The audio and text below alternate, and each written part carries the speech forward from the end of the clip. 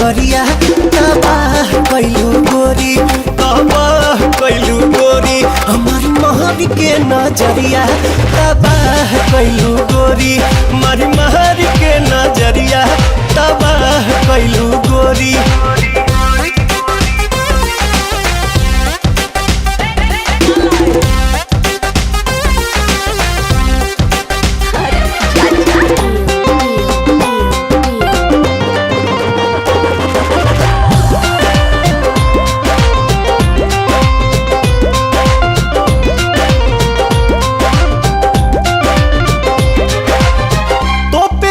चीज कके चलबू घर हो देखियो ऐसन पीस बदली केहू के विचार हो।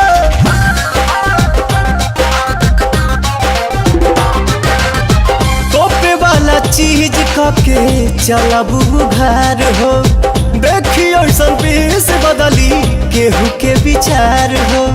नसे नसे भरल बा जवानी में जहरिया तबाह कैलू गोरी हमारी महर के नजरिया तबाह कैलू गोरी हमारी महर के नजरिया तबाह कैलू गोरी।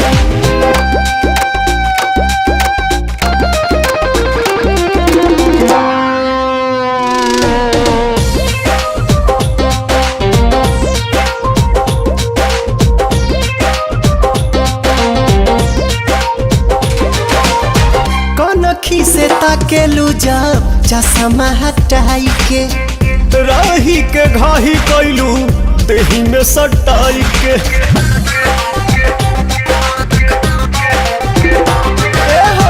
कनखी से ताकेलू जब चश्मा हटाई के राही के घाही कैलू देही में सटाई के।